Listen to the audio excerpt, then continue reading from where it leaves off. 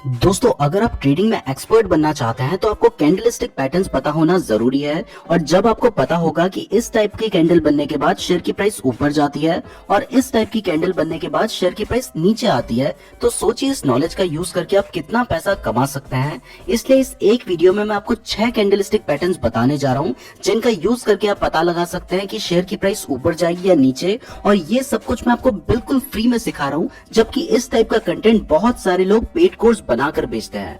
तो इस वीडियो को ध्यान से जरूर देखिएगा और वीडियो पसंद आए तो लाइक जरूर कर दीजिएगा। और ध्यान रहे कि वीडियो सिर्फ एजुकेशन पर्पस के लिए है। अगर आप स्टॉक मार्केट में इन्वेस्टमेंट या ट्रेडिंग करते हैं तो अपने रिस्क पर करें और इन्वेस्ट करने से पहले खुद भी रिसर्च जरूर कर लें। और चाहे आपको लाइफ में कितना भी भरोसा हो, कभी भी लोन लेकर इन्वेस्टमेंट या ट्रेडिंग ना करें, क्योंकि इससे बहुत बड़ी मुसीबत में पड़ सकते हैं।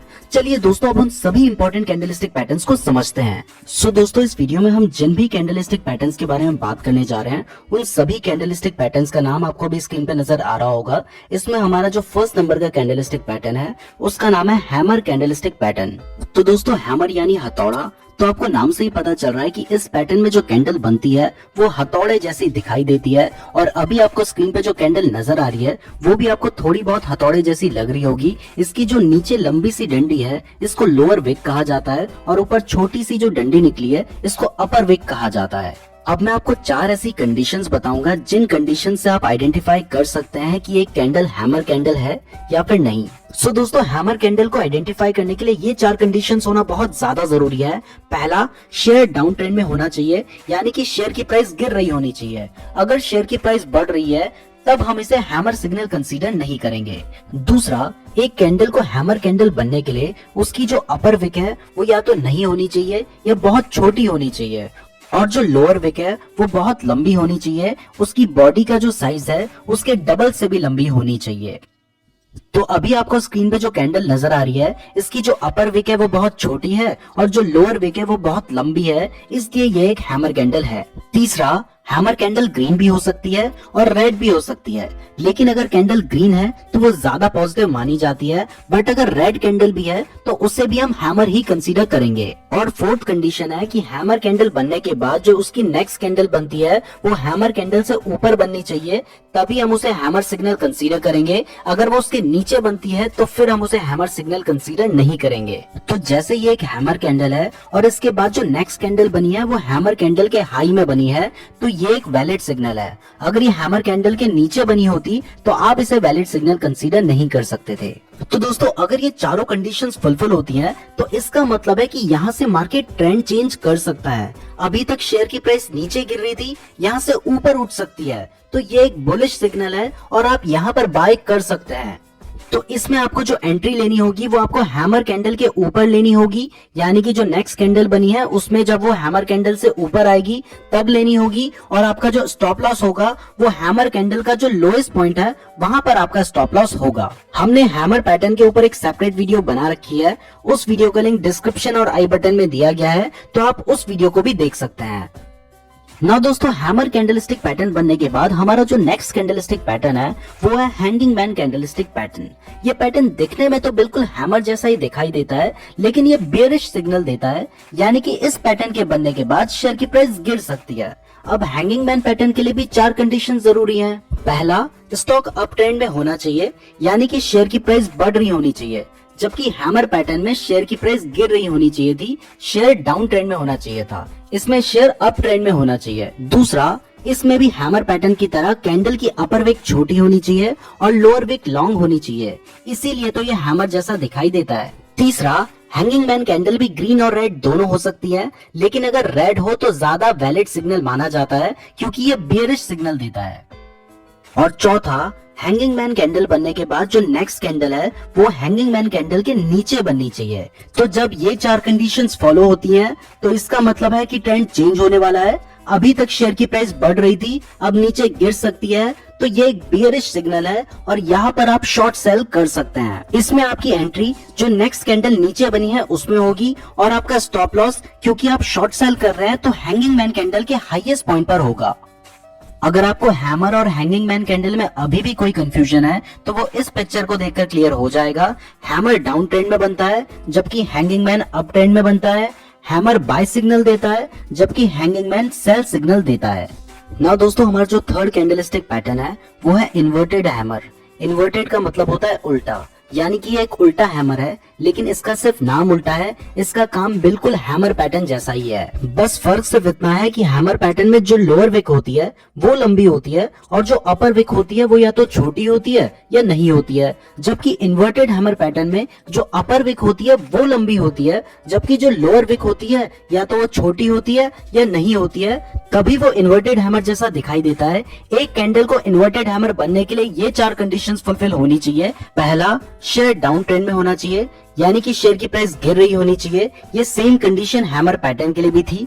दूसरा, मैंने आपको अभी बताया कि इसमें जो अपर विक है वो लॉन्ग होनी चाहिए, जबकि जो लोअर विक है वो या तो छोटी होनी चाहिए या फिर नहीं होनी चाहिए। ये जो सेकंड कंडीशन है, सिर्फ यही एक डिफरेंस है हैमर और इन्वर्टेड हैमर पैटर्न के बीच में। थर्ड कंडीशन भी हैमर पैटर्न की तरह सेम है, चाहे ये ग्रीन हो चाहे ये रेड हो, इससे कोई फर्क नहीं पड़ता, लेकिन अगर ग्रीन होगी तो ज्यादा वैलिड सिग्नल होगा। और फोर्थ कंडीशन है कि इन्वर्टेड हैमर कैंडल बनने के बाद जो नेक्स्ट कैंडल बनती है वो इन्वर्टेड हैमर कैंडल से हाई बननी चाहिए। तो जब ये 4 कंडीशंस फुलफिल होती हैं तो वो कैंडल एक इन्वर्टेड हैमर कैंडल होती है और ये एक बुलिश सिग्नल देती है, यानी कि यहाँ से प्राइस बढ़ सकती है, यहाँ से ट्रेंड चेंज हो सकता है। अभी तक शेयर की प्राइस नीचे गिर रही थी, यहाँ से ऊपर जा सकती है। तो आप चाहे तो आप बाय कर सकते हैं। अगर आप बाय करते हैं तो इन्वर्टेड हैमर कैंडल के बाद जो नेक्स्ट कैंडल बनती है आपको वहां पे एंट्री लेनी होगी और आपका स्टॉप लॉस होगा इन्वर्टेड हैमर कैंडल का लोएस्ट पॉइंट। ना दोस्तों, हमारी जो 4th नंबर की कैंडल है इसका नाम है शूटिंग स्टार। ये दिखने में बिल्कुल इन्वर्टेड हैमर जैसे ही दिखाई देती है, बस फर्क सिर्फ इतना होता है कि ये अप ट्रेंड में बनती है और बेयरिश सिग्नल देती है, जबकि इन्वर्टेड हैमर डाउन ट्रेंड में बनती है और बुलिश सिग्नल देती है। तो दोस्तों, शूटिंग स्टार के लिए भी 4 कंडीशंस फुलफिल होना बहुत ज्यादा जरूरी है। पहला, स्टॉक अप ट्रेंड में होना चाहिए, यानी कि शेयर की प्राइस बढ़ रही होनी चाहिए, उसके बाद शूटिंग स्टार कैंडल बने।